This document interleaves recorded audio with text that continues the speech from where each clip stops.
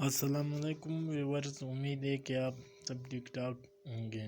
میں ایان خان آپ کی خدمت میں ایک نیا ٹاپک پیش کرنے والا ہوں۔ بہت سے لوگ ہیں جو نیوز دیکھتے ہیں، ان کو پتہ نہیں ہوتا ہے کہ یار اسٹیٹ میں اور گورنمنٹ کے درمیان کیا فرق ہے۔ آج ہمارا ٹاپک جو ہے وہ difference between state and government کے بارے میں ہے۔ آج ہم سیکھیں گے یار ریاست اور حکومت میں کیا فرق ہوتا ہے۔ اسٹیٹ جو ہے a body of people living in a defined space with the power to make and enforce laws without having to check any higher authority and with an organization to do this۔ تو اس definition میں ہمیں 4 چیزیں ملتی ہیں۔ ریاست ہم اس کو کہہ سکتے ہیں جہاں پہ لوگ رہتے ہوں، کسی جگہ پہ لوگ رہتے ہوں، اس کے ساتھ ٹیریٹری ہو، زمین ہو ان کی، اور ان کے پاس پاور ہو لا بنانے کے لیے اور لا کو نافذ کرنے کے لیے ان کے پاس کیا ہو، پاور ہو، اور اس کے پاور کے اوپر کوئی دوسرا پاور نہ ہو جو اس کے پاور کو چیک کرنے کے لیے دوسرا موجود نہ ہو، یعنی کہ سورنٹی ہو۔ یہ ہو گئی 3 چیزیں۔ اور چوتھا جو ہے وہ ایک آرگنائزیشن ہونی چاہیے ان کے ساتھ۔ یہ سب کرنے کے لیے آرگنائزیشن کیا ہوتی ہے؟ گورنمنٹ ہوتی ہے۔ تو اس ڈیفینیشن میں ہمیں پتہ چلتا ہے 4 چیزیں: پاپولیشن، ٹیریٹری، گورنمنٹ اینڈ سورنٹی۔ ان 4 چیزیں ہونے ضروری ہے۔ ان میں سے ایک بھی چیز اگر نہ ہوگی تو وہ ریاست، اس کو اسٹیٹ ہم نہیں کہہ سکتے ہیں۔ مثال کے طور پر ہم کسی جگہ کو اسٹیٹ نہیں کہہ سکتے ہیں جب ان کے پاس اپنی زمین نہ ہو، اس کو ہم اسٹیٹ نہیں کہہ سکتے ہیں۔ جیسے کہ کردش ہیں، لڑ رہے آزادی کے لیے، اپنے آزادی کے، نہ ان کے پاس گورنمنٹ ہے نہ ان کے پاس اسٹیٹ ہے، کیونکہ وہ تقسیم ہوا ہے، تو ہم ان کو اسٹیٹ نہیں کہہ سکتے۔ اسی طرح اگر گورنمنٹ نہ ہوگی بھی تو ہم اس کو اسٹیٹ نہیں کہہ سکتے، اس کو انارکی کہہ سکتے۔ اس طرح کے جو 1789 اور 1799 میں جو فرینچ ریولوشن تھا، اس دوران کیا ہوا تھا؟ انارکی بن گئی تھی فرانس میں، تو گورنمنٹ نہ تھی، تو اس ٹائم ہم اس کو اسٹیٹ نہیں کہہ سکتے تھے، کیونکہ وہ ایک انارکک پوزیشن میں تھا، گورنمنٹ اس کے پاس نہیں تھی۔ اسی طرح صومالیہ کو اگر دیکھ لیں، گورنمنٹ نہیں ہے تو ہم اس کو اسٹیٹ نہیں کہہ سکتے ہیں، کیونکہ وہ ایک انارکک پوزیشن میں ہوتے ہیں۔ اسٹیٹ کے لیے 4 چیزیں ضروری ہوتی ہیں: ٹیریٹری، پاپولیشن، اگر پاپولیشن نہیں ہوگی تو اسٹیٹ نہیں کر سکتے ہیں، اسٹیٹ نہیں کہہ سکتے، کیونکہ رول کے لیے لوگ ضروری ہیں۔ لوگ ہوں گے تو آپ ان کے اوپر رول کر سکتے ہو، تو اسٹیٹ کے لیے پاپولیشن ضروری ہے۔ اگر پاپولیشن ہو، زمین نہ ہو، پھر بھی اس کو اسٹیٹ نہیں کہہ سکتے ہیں، کیونکہ اپنی زمین کا ہونا ضروری ہے۔ اور تیسرا جو ہے سورنٹی جو سب سے امپورٹنٹ ہے، ایبسولوٹ پاور آپ کے ساتھ ہونا چاہے، آپ کو چیک کرنے کے لیے آپ کے اوپر دوسرا پاور نہیں ہوگا، تو اس کو سورن ہونا چاہیے اور گورنمنٹ ہونی چاہیے۔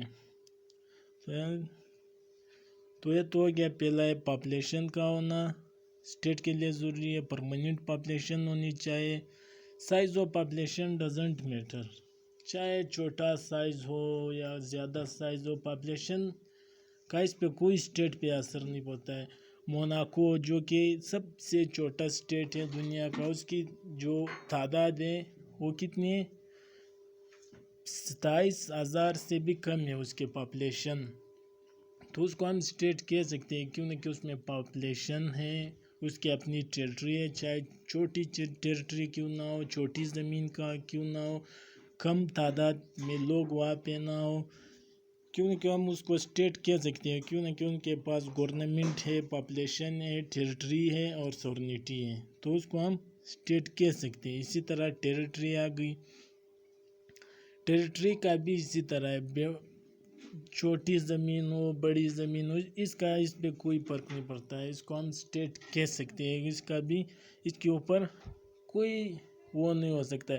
لیکن جو باؤنڈریز ہوتی ہے ٹیریٹری کی وہ چینج بھی ہو سکتی ہے وقت کے ساتھ، لڑائی ہو گئی، وار میں اسٹیٹ زمین بڑھ گئی یا کم ہو گئی، ہو سکتا ہے آپ نے وار چلی، وار میں آپ ایک علاقے کو فتح کر لیتے ہو تو وہ آپ کی حصے میں ہے، تو آپ ٹیریٹری چینج ہو سکتی ہے، وقت کے ساتھ ٹیریٹری چینج ہوتی رہتی ہے، باؤنڈری بھی چینج ہو جائے، کوئی لڑائی میں اپنی زمین ہار جاتا ہے۔ اسرائیل فلسطین وار میں فلسطین کے بہت سی زمینیں جو اسرائیلیوں کے قبضے میں آ گئی۔